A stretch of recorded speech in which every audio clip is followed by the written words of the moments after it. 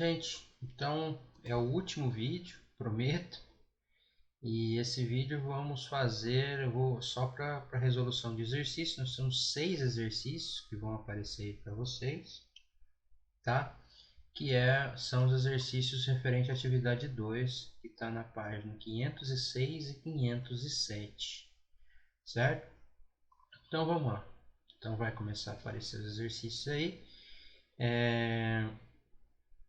Então vai começar o primeiro exercício. Antes do primeiro exercício tem um pequeno texto que fala que as questões 1 a 3 fazem referência ao processo de obtenção de água límpida a partir de água barrenta por meio do processo de decantação seguido de filtração.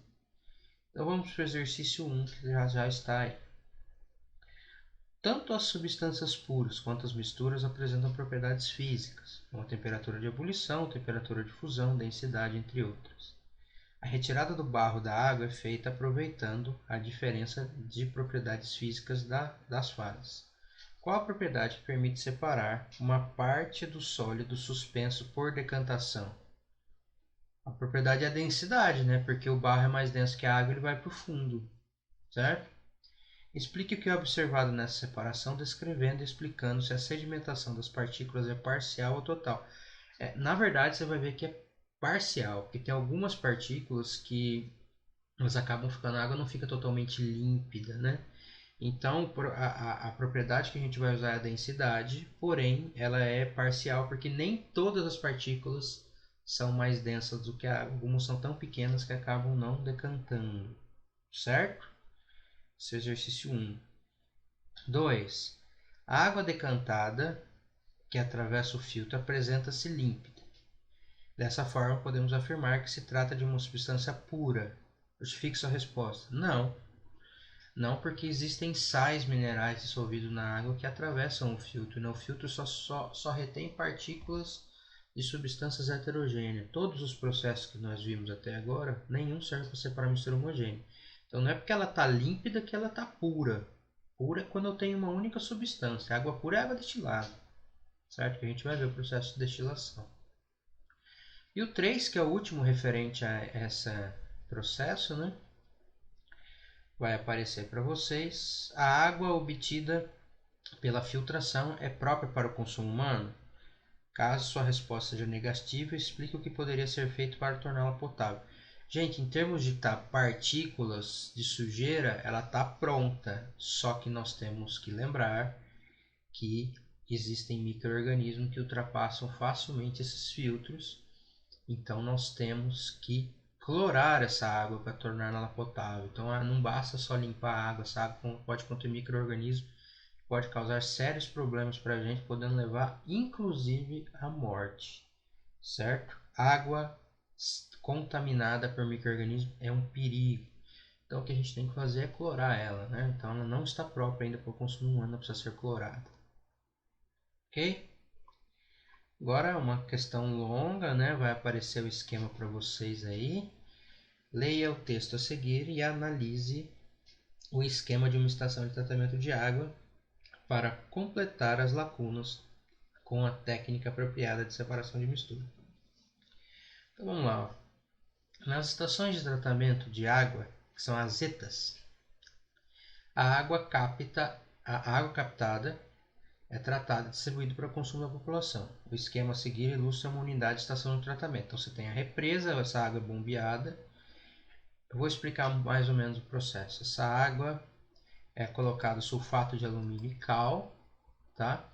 O sulfato de alumínio e cal são processos, o cal é para ajustar o pH, subir ele um pouco, mas o cal junto com junto com o sulfato de alumínio, forma uma substância extremamente pegajosa que vai aglutinar a sujeira. Aí eles vão para o processo de floculação. O que é o processo de floculação? É um processo em que essa sujeira vai formar flocos maiores para que a decantação ocorra mais rápido. Porque se eu deixar aquelas partículas muito fininhas, demora muito mais para decantar. Então, esse sulfato de alumínio com cal forma uma substância bem pegajosa, por sinal gelatina. Isso daí vai aglutinar a sujeira, formando flocos maiores. Em seguida, ele vai para o processo de decantação, que não está aparecendo aí, que é o processo 4. Depois de decantação, quase toda a sujeira é retirada. essa substância passa por um filtro de areia e cascalho e carvão. Carvão nada mais é do que serve para tirar sujeira, cheiro, sabor, essas coisas, e a areia para tirar eventuais partículas.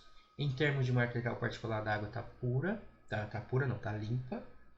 Depois é só adicionar o cloro e flúor. O flúor não tem função nenhuma no tratamento de água, é só para evitar cárie dentária.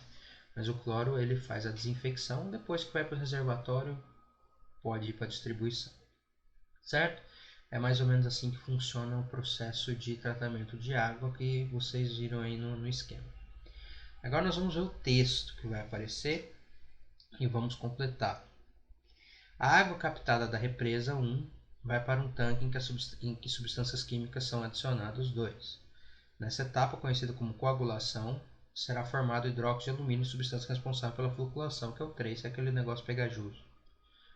A floculação consiste na formação de flocos, partículas insolúveis com densidade maior que da água, compostos de hidróxido de alumínio e partículas sólidas de suspensão. Em seguida, os flocos são transferidos para um tanque 4, onde são deixados em repouso. Nesse tanque ocorre o processo de deixar em repouso, decantação.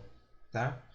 Em seguida, o líquido remanescente é transferido para o tanque 5, sofrendo o processo de, no 5 é onde ocorre a filtração. Por fim, adiciona-se água limpa, cloro e flúor. Ok? Então agora nós vamos para o penúltimo exercício, exercício 5. O site sobre bem-estar apresentou um artigo sobre formas de preparo de chá, em que aparece o seguinte trecho: 1 litro de água ou uma colher de chá de erva para uma xícara de chá. Para 1 litro de água, vou ler de novo. O chá deve ser preparado da seguinte forma: colocando em média uma colher de sopa cheia de erva para 1 litro de água ou uma colher de chá para uma xícara de água. Entendi. Tá? Deixe a erva seca na água quente de 2 a 10 minutos. Coe e beba. Na descrição é possível identificar duas técnicas de separação. Quais são elas? A primeira, o chá é igual ao café. A primeira etapa é a extração, que é uma dissolução fracionada, em que eu vou usar água quente para dissolver as partículas que são solúveis. E a segunda, o coar, é um processo de filtração. Beleza? E o último exercício, que tem esse esquema aí, esse fluxograma, tá? Para completar ele. Então, o estudante organizou um procedimento para separar os componentes de um sistema contendo água, óleo, pó de ferro e areia. O procedimento apresentava o seguinte esquema. Então, ele está aí, está aparecendo esse esquema para vocês. Então, ele quer: indique os processos de separação 1, 2 e 3 e preencha os retângulos vazios com as substâncias apropriadas. Certo?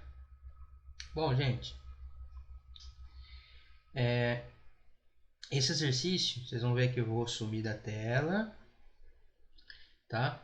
E vai aparecer uma apresentaçãozinha preenchendo essas caixinhas aí, tá?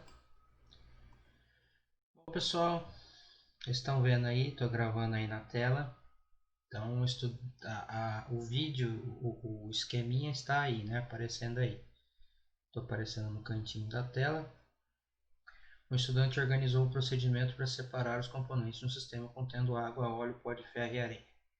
O procedimento apresentava o seguinte esquema, então nós temos aí, ele quer saber o nome do processo 1, processo 2, processo 3 e para eu preencher os quadrinhos desse fluxograma. Gente, como é que eu vou separar? Nós temos 2 líquidos e 2 sólidos. Então o processo 1 vai ser o processo de filtração, em que eu vou separar de um lado a água e o óleo, que vão passar pelo filtro, e do outro o pó de ferro com a areia, certo? É assim que eu vou começar a minha separação. Separei, agora eu tenho 2 líquidos que não se misturam e 2 sólidos.